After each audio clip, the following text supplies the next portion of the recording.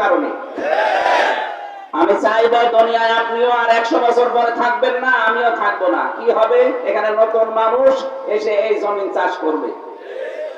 এই জমিনের জন্য আপনার বিশাল আখিরাত নষ্ট করবেন আপনি কোন কারণে? এখানে আশা করব আজকে থেকে আপনার চরিত্র পাল্টাবে। নিজের শ্বশুর শাশুড়িকে নিজের মা বাবার মতো মনে করবেন। নিজের মা বাবা ভুল করলে তো কত কিছু মাফ করে দিন, আর শ্বশুর শাশুড়ি পান থেকে চুন খসলে আগে ছেলের কানে কানে তুলে দিন। কথা বলছে না কেন? এই ইলিয়াসের মতো আমরা যেন ধরা না খাই। একটা কিছু করে শেষে 4 দেওয়ালের মাঝে যদি আটক হয়ে যান, আপনার জীবন শেষ। এইখানে আমরা সম্মানিত মা বোনদেরকে উদার হওয়ার জন্য আহ্বান জানাচ্ছি। শুধু নামাজ পড়ে রোজা রেখে কালো বোরকা পরে আপনি জীবন ও জান্নাত যেতে পারবেন না। পারিবারিক জীবনের ইবাদতটা লাগবে। এই ইবাদতটা আজ আমাদের 100 ভাগের প্রায় 98টা পরিবারে নেই। আল্লাহ তুমি মেয়েদেরকে হযরতে খাদিজাতুল কুবরার মতো বানিয়ে দাও, বলেন আমিন। আপনি খাদিজার পুরা জীবনী পড়েন। এই মেয়েটা সারাটা জীবন কোনোদিন এক ওয়াক্ত নামাজ পড়েনি, একটা রোজা রাখেনি, কোনোদিন তিনি দান করেননি, সাদকা করেননি, যাকাত দেননি, এমনকি হজও জীবনে করেননি। কারণ তার ইন্তেকালের পরে এই বিধানগুলো সব নাযিল হয়। অথচ আল্লাহ নিজে একটা জান্নাতে ঘর বানিয়ে তার জন্য পাঠিয়ে দিয়েছেন জিবরাইলের মাধ্যমে। এই পৃথিবীতে একটাই মহিলা যার জন্য জান্নাতে ঘর বানিয়ে আল্লাহ নিজে পাঠিয়েছেন। আর হযরতে আসিয়ার জন্য হযরতে আসিয়া দোয়া করেছিলেন যে একটা ঘর আমার জন্য যেন বানানো হয়। খাদিজাতুল কুবরার পুরা জীবনী এইটাই প্রমাণ করে। তিনি নামাজ পড়েননি, রোজা রাখেননি, হজ করেননি, যাকাত দেননি, কিন্তু জান্নাতে আল্লাহ ঘর বানিয়ে তার জন্য পাঠিয়েছেন একটাই কারণ। কয়টা? তিনি তার স্বামীর পেছনে সময় দিয়েছিলেন, সাহায্য করেছিলেন স্বামীকে।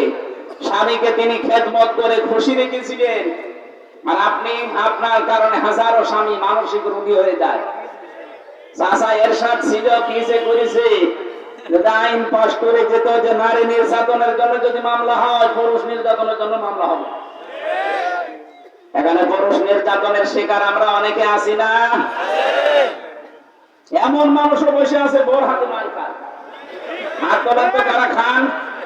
এই লজ্জা করেন কোন কারণে? তোলেন হাত। আলহামদুলিল্লাহ, এর একা সত্য আছে। সম্মানিত মা বোনেরা, আমি শেষ কথা বলছি আপনাদের জন্য। স্বামীর খেদমত এবং স্বামীর মা বাবা। হ্যাঁ, এবার অনেকে যারা স্বামীর মা বাবা আছে আর স্বামী আছে, এবার লাফাচ্ছে যে কাজ হচ্ছে। আরে ভাই, অন্যের একটা মেয়ে এসেছে, তার সব কিছু ছেড়ে দিয়ে আপনাকে জীবনে স্যাক্রিফাইস করা লাগবে তার জন্য। আমি সহ যারা স্বামী আছি, পৃথিবীতে সবচাইতে বেশি মহব্বত ভালোবাসার জায়গা আপনার স্ত্রী। কথা বলেন না কেন? নিজের স্ত্রী বাদ দিয়ে যারা পরকীয়া প্রেম করছেন, ইল্লা আলা আজওয়াজিহিম আও মা মালাকাত আইমানুহুম ফাইন্নাহুম গায়রু মালুমিন ফামান ইবতাগা ওয়ারা যালিকা ফাউলাইকা হুমুল আদুন। নিজের স্ত্রী ছাড়া অন্য কাউকে কামনা করাই জায়েজ নেই। কামনা করা নাই, করাই শেষে হাসাই আছে। নিজের স্ত্রী ছাড়া অন্য কোন মহিলাকে কামনা করাই জায়েজ নেই। এ কথা কার? আরো জোরে বলেন।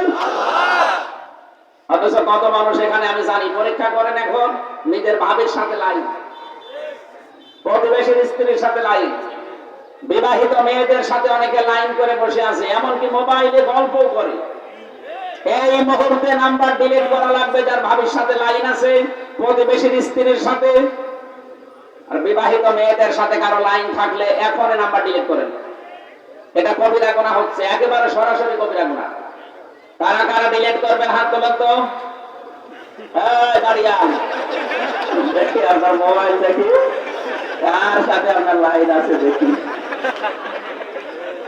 না, আমি হাসির জন্য বলি না, তার মানে আমার মনে কিছু আছে। সত্য কথা বলেছি। উনি একা না, এখানে আমি চেহারা দেখলে বলতে পারবো। যারা পরকীয়া প্রেমে আছে, চেহারা দেখলে আমি কিন্তু ধরে ফেলতে পারবো। নাম ধরে বলবো একজনের? না না, যারা আছেন ভাই ছেড়ে দিন। 3টা ক্ষতি হবে দুনিয়ায় আর 3টা আখিরাতে। যারা নিজের স্ত্রী বাদ দিয়ে অন্য জায়গায় লাইন করছে, 1 নাম্বার আপনার চেহারার উজ্জ্বলতা নষ্ট হয়ে যাবে। 2 নাম্বার আপনার হায়াত কমে যাবে। 3 নম্বরে মরণের সময় আপনি বেঈমান হয়ে মরবেন, ঈমান পাবেন না। অনেকে মনে করছে আর কি আমি একটু মাঝে মাঝে একটু খোঁচা মোছা দিই। আরে ভাই, নিজের পরিবার বাদ দিয়ে আপনি সময় দেবেন মানে? সময় দিতে হলে আপনার স্ত্রীকে দেবেন। আমি সহ যারা স্বামী আছি অন্তত পরিবারে এই বিষয়টা আরো অ্যাক্টিভ হওয়ার তৌফিক দেন।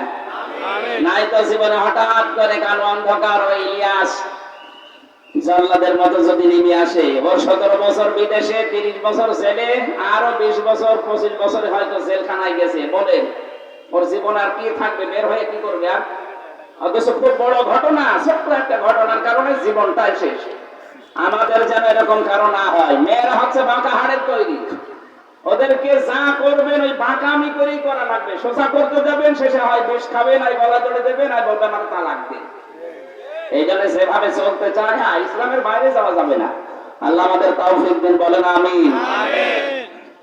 আমার ভাইরা, আমি যে কথা তুলেছিলাম, কোরআনে কারীম বাদ দিয়ে আজকে এমন কোন জায়গায় আমরা যেন আজকে থেকে আর না যাই যেখানে কোরআনের নিয়ম নীতি নেই। মানুষকে আপনি ধোঁকা দিয়ে বোকা বানাতে চান, পারবেন না। বিশেষ করে আল্লাহকে ধোঁকা দিতে আর ঈমানদারকে। এদেশে হয়তো অনেকে আপনার ধোঁকায় পড়ে আপনার পেছনে থাকতে পারে, কিন্তু ঈমান যাদের আছে তারা কখনো আর আপনার পেছনে থাকবে না। ঈমানদার যারা কোন মুনাফিকের পেছনে থাকবে? তারা আল্লাহকে আর ঈমানদারকে ধোঁকা দিতে চায়, কিন্তু ধোঁকা দিতে পারে না। ওরা নিজেরাই ধোঁকায় পড়ে মরে, কিন্তু পরবর্তীতে টের পায়। এই আয়াতগুলো মনে হচ্ছে বাংলাদেশ দেখে দেখে এখনই নাজিল হইল। এই কথা বলেন না কেন? দেখেন একেবারে খাপের খাপ মমতাজের বাপ মিলে যাবে। 1500 বছর আগের কথা এই আয়াত, অথচ বাংলাদেশে এই মাত্র মনে হচ্ছে নাজিল হচ্ছে কারো কারো চরিত্র দেখে দেখে। ওরা মানুষকে ধোঁকা দিতে চায় আর ঈমানদারকে ধোঁকা দিয়ে বোকা বানিয়ে নিজেদের পেছনে ঘোরাতে চায়। আল্লাহ বলেন না, আমাকেও ধোঁকা দিতে পারবা না, আমার ঈমানদারদেরকে ধোঁকা দিতে পারবা না। নিজেরাই ধোঁকায় পড়ে মরবা, টের পাবা না। যখন টের পাবা কিছু করার থাকবে না। আল্লাহ আমাদের হেফাজত করুন, বলেন আমিন। না, আপনারা যারা শুনতে এসেছেন কোরআন, আপনার দায়িত্ব 2টা, আর আমরা যারা বলতে এসেছি আমার দায়িত্ব 1টা। আমার এই সঠিক কথাগুলো সহজ সরল ভাষায় তুলে ধরা লাগবে। এবার আমরা আরম্ভ করেছি সূরা আলে ইমরান 130 নম্বর আয়াত থেকে। যতগুলো কবিরা গুনাহ আছে তার ভেতরে এটা একটা। আমার আলোচনার বিষয় এটা সুদ। নাম কি বললাম? তা মায়ের সাথে জেনা করার গুনাহ হয়। এটা যদিও রাষ্ট্রীয়ভাবে দমন করা দরকার, কিন্তু এই দেশ এখনো তো ইসলাম কায়েম হয়েছে। যেহেতু হয়নি, যতদিন না হয় ততদিন আমরা ব্যক্তিগতভাবে সামাজিকভাবে চেষ্টা চালিয়ে যাব। সুদের সর্বনিম্ন গুনাহ মায়ের সাথে জেনা করা, আর বড় গুনাহ আল্লাহ রাসূলের সাথে যুদ্ধ করা। এই যে যারা টাকা ছেড়ে রাখে, মাসে মাসে টাকা আসে, 1000 টাকা দিলে 1100 টাকা করে দেয়, 100 টাকা বেশি দেয়। এইটা তো আর এই জেলায় নেই। 1,03,000 দেয়। এই কাজ যারা করছেন, আপনি মনে করেন আপনার মায়ের সাথে আপনি জেনা করছেন। এই কাজটা ছেড়ে দেওয়া লাগবে ভাই, এক্ষুনি ছেড়ে দেওয়া লাগবে। যারা এখানে এসেছেন, এখন যদি মনে করেন সাদা তো এসে ভুল করলাম, না না, ভুল করেননি, আপনি বেঁচে গেছেন। কি করবেন আপনি? সম্পদ বিশাল পাহাড় রেখে গিয়ে দেখছেন না জালেমদের অবস্থা কি? ইয়ামহাকুল্লাহুর রিবা ওয়া ইরবিস সাদাকাত। আল্লাহ বলেন আমি সুদকে ধ্বংস করি আর সাদকাকে বৃদ্ধি করি। এজন্য ভালো কাজ করে যান, সঠিক পথে থাকেন, ওই অতটুকুতে আল্লাহ বরকত দেবে। আর হারামি খারাপি ভাবে অবৈধভাবে উপায় করবেন, এই দরবেশ বাবার মতো জীবনে ভোগ করতেও পারবেন না। 36,000 কোটি টাকা চুরি করেছিল, কি হয়েছে? এখন এই যে আমার মতো মাটিতে চুরি টাকা লাগে। এই কথা বলেন না কেন? ঢাকার বুকে দেখলাম কত 12 কোটি টাকার গাড়ি পড়ে আছে, কেউ নিচ্ছে না। কারণ ওটা নিলে আপনার আবার ভ্যাট ধরবেন, এখনো নেবে কে? এখানে অন্যায় অবৈধ ভাবে ইনকাম করে গিয়ে আপনার কোনো লাভ নেই। আপনি এখন সব বন্ধ করবেন, ওইগুলো ভোগ করার জন্য আপনার স্ত্রী, আপনার ছেলে মেয়ে 2 পায়ে খাড়া, কিন্তু ওর যে গুনাহ হয়ে গেল, ওই গুনাহ আপনার বউ রাজি না, আপনার ছেলে মেয়েও রাজি না। দুনিয়ার জীবনটা পুরো আল্লাহ বলেন এটা ধোঁকা। এটা কি? প্রিন্সিপাল সাহেব আছে এখানে, অমল হায়াত